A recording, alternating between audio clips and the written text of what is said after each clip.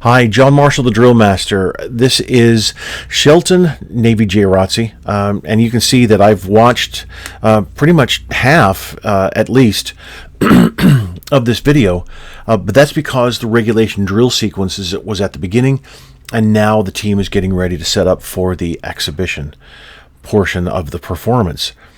And I haven't come across too many of these at all, so I wanted to go over, have this play from this point on. And I'm going to turn down the audio just a bit and let this play while I talk. So,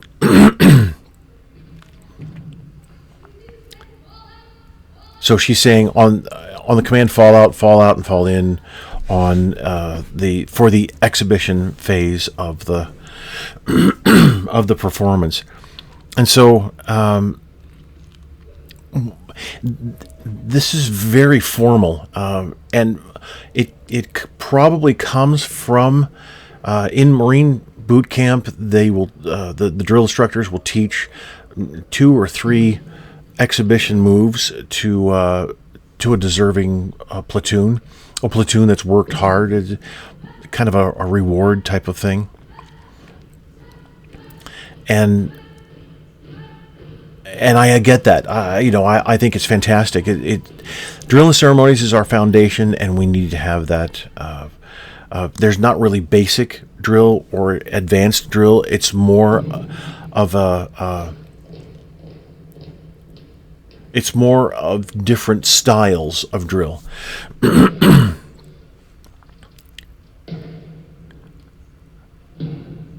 All right, so you're putting dents in the in my basketball court there, guidon bearer. Anyway, so what you've done is you've entered as a platoon very formally, and that's why this is why I bring up the teaching in boot camp. It's not taught as the exhibition drill is, or the moves aren't taught as a separate entity that are able to be performed at some point, creating an exhibition drill routine separate from the regulation drill. It's just it's another way for the platoon to interact and to show teamwork and all the other myriad of things that we can learn and obtain from drill and ceremonies. But it's still formal. All of that is still formal, and the drill instructors, from what I understand, obviously not a Marine, but from what I understand, they will get a little bit more lax in this area of teaching the exhibition drill because it's a little more difficult, and I understand why it's called advanced. That's fine. Anyway, so I'm fairly certain that that's where this comes from. It's still formal. It's still very regimented in the regulation drill foundation, and so you still have the commander aligned where. Actually, in the regulation sequence, I said that commander's not supposed to be aligned here. There's only a very specific instance where the commander is aligned left of center, or as the commander's facing, it's right of center. But and this isn't it. It's extremely seldom, and it doesn't make sense anyway. But lining up centered on the platoon would be good. The stomp didn't fit. The piking of the guidon staff did fit because it was just a most likely the guidon bearer started counting after he passed the center line, which is the where the head judge is, and so counting so many steps, pike on the right foot, left flank on that next left. That works well to make sure that the team is centered. But then again, the commander isn't centered, so it's a little bit of an awkward situation there. It didn't necessarily line up all that well. But then the stomp, going back to the stomp, it just didn't work. It's a command, so why not give a command? There's no reason to, we talk about silent drill the silent drill is still has cues in it, unless you're at the extremely high level of silent drill platoon, the Air Force Honor Guard, where there's very few commands, if any. As a matter of fact, for the silent drill platoon, there's 2, maybe 3 commands. Same with Air Force Honor Guard. There might be a couple in there. For the Air Force Honor Guard, it's heel clicks. For the platoon, it's going to silent drill platoon. It's going to be either a butt slam, or it's going to be a beasting with the left, just to indicate at certain times. So and it's, you know, it's not something that's loud and obnoxious. It just is. It seems to be part of the. Well, it's designed to be part of the routine. That stomp really didn't come across as part of the routine. It was so. So then, why did you see the? Why did you stomp and then now give a verbal command? What's the difference? There really isn't any, and you could have done all of that with right after the halt. You could have halted. Everybody turns around, goes to that modified parade rest, and then from there, after you hit it, it's just for one count. Then you come to this modified present arms position. It all would have worked seamlessly, instead of having this. It's more of a stop, start, stop, start, stop, start. So far with the routine, and you would have commander would have already been turned around, and aye sir could have been the command to order arms and continue on with the routine. So this is exhibitionized regulation drills so far. You know, just slight variations. I like that about face. That's always cool. That's neat. Good job.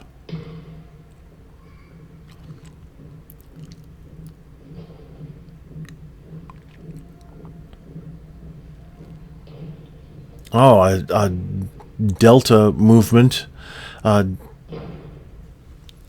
by the ranks.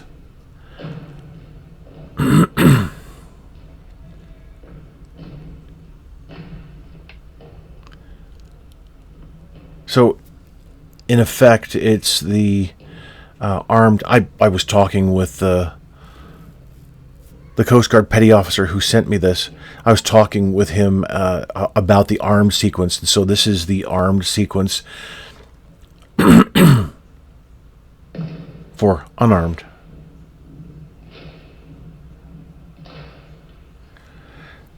Not the best way to handle the guidon with that kind of cover. I understand it. I do, and I appreciate it. I just wouldn't spin it around the shoulders, around the waist. Sure, that works. So marching like this in these long lines really requires a massive amount of skill to align.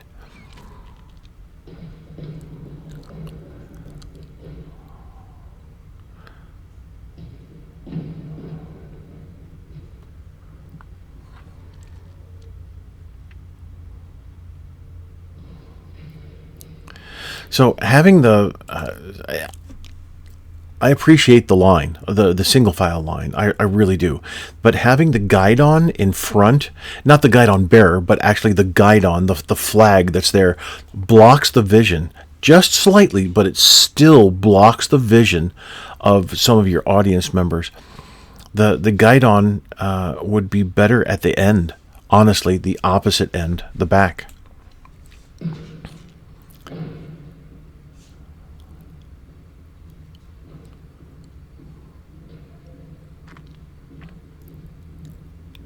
I appreciate how the team was able to pick up each other and march back to this, but it takes too long. It takes much too long to do that, especially with the guide on there. And, well, I've answered my own question. This is more of the formal, can't get out of, got the blinders on. This is the only way we need to do exhibition drill. I'm not trying to insult. I'm just saying that you have blinders on when you're designing your drill. And always having your guide on at the front, always having your guide on in the proper quote-unquote position. This is exhibition drill. Do what you want. You were just spinning the guide on, so that's fine.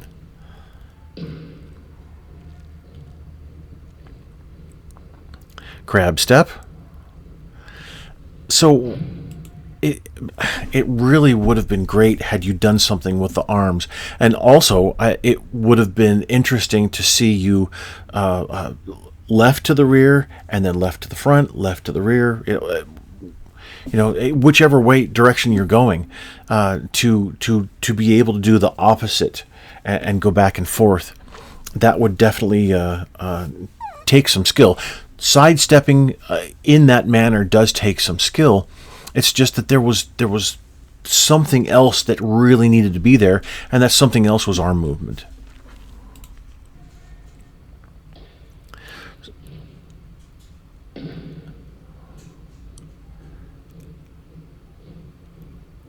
And then, so if the commander's going to do the same thing as the team, well, I don't understand why the team is off the court at the back, so far away from the audience that I know we can see them, but these are moves the audience really needs to see, and yet they're so far away. They're on the opposite side of the building.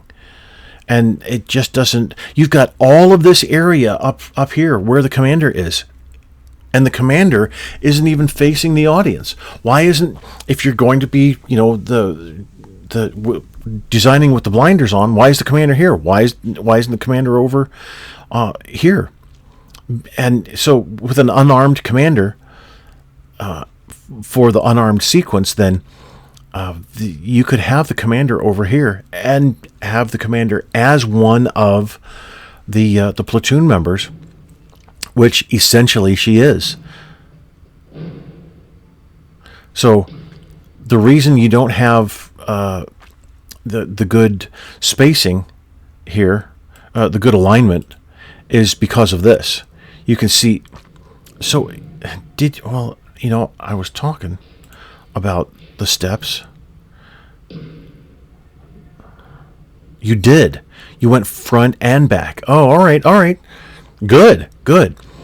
However, what you can see here, see the spacing here is much different from the spacing here. So that means people are taking different sized steps. And it's difficult, very difficult, you can see, to keep that alignment.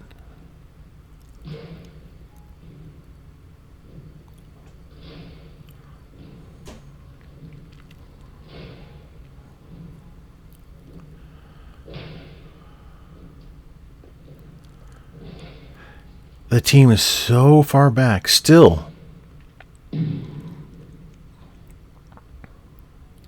And that doesn't make sense. So this is blinders rating. Why? Stop, start. So that's what the team has done so far. And here they have to stop, and they can't move until the guidon gets into his proper position. There is no proper position in exhibition drill. You can do pretty much what you want.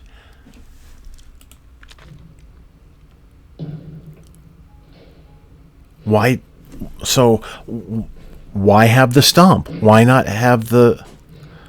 As soon as the guidon gets to his position, why not have that be the signal?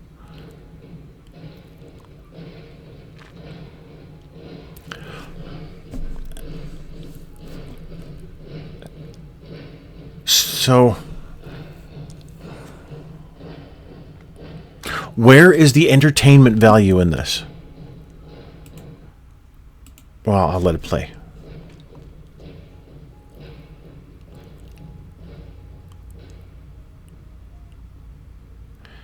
Now, you could have had the last cadet in line stomp, and then everybody could have done that instead of the commander giving that. There's. Oh, this is. I really wish I was there. It's frustrating to not be there. Why is the commander doing the same thing? It's so far away from the team. That also doesn't make sense.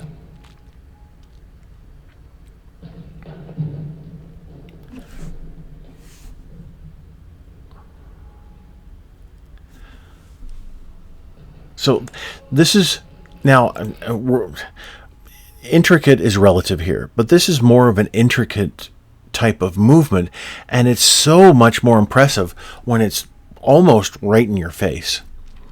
So, since we're going down the road of silent drill platoon, you notice how when the silent drill platoon does their they call this the long line. When they get to that section of the sequence, do you notice where they are? When they're at Marine Barracks, Washington, let's say, you have the whole parade deck. Where are they?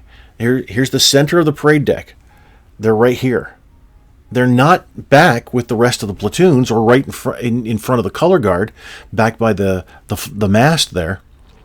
They're close to the audience, so that it's more intense for them, but also so that everybody can see no matter what their position. And here it's just quite far away.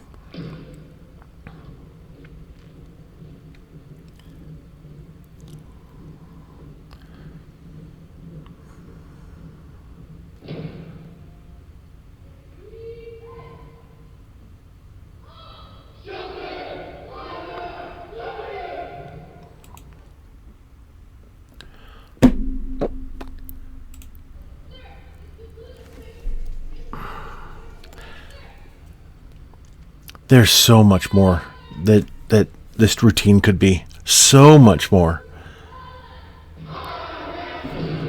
So now, for anybody who's going to start tearing up, please stop. This isn't an attack, it's a critique. And it's frustrating because I can see so much potential here. There's so much more that can be done with the routine well, I'm going to leave a link down below to how to write exhibition drill, the boxes of 3. There's all kinds of things that can be done here. So much. And honestly, the team's alignment at times is just perfect. The timing is just great. Spacing here and there, it needs some work. And we can see that throughout. But what is this? It's just three lines, 3 squads, and where's the impact here? What does this communicate to your audience? And I don't have any answers there. I'm just asking you, what does it communicate? What does the rest of the routine communicate? Like I was saying, where's the entertainment value in this? What does this do for your routine?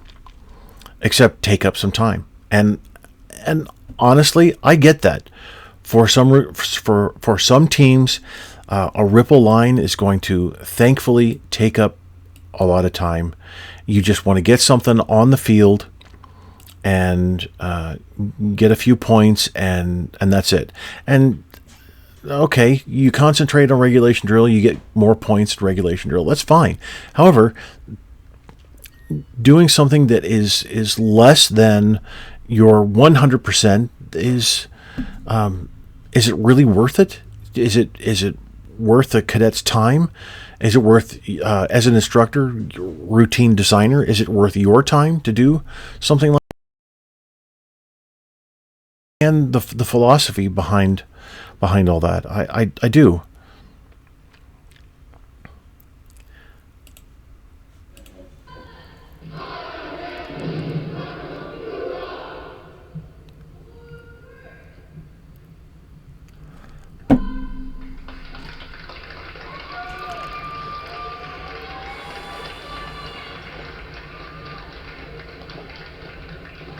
and then you march out, and you're good to go.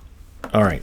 So, yeah, if you would just click below, go to my website. You can see I have free resources there, a whole bunch of ideas that can transform a routine like this. You didn't really use the floor at all. You were off the floor, technically. You know, the basketball court. That's your deck, and you weren't on the deck except for maybe a few seconds here and there. The rest of the time, you're miles away from the audience, and I don't understand why. Because it would have been so much more impactful to have something closer to the audience, to divide up the team, and I can go on with the ideas, but anyway, I hope you get the point. The cadets performed well; they really did for what they had. That was great, but there's more that needs to be brought out of that sequence and added to. All right, so thank you for watching. Appreciate it.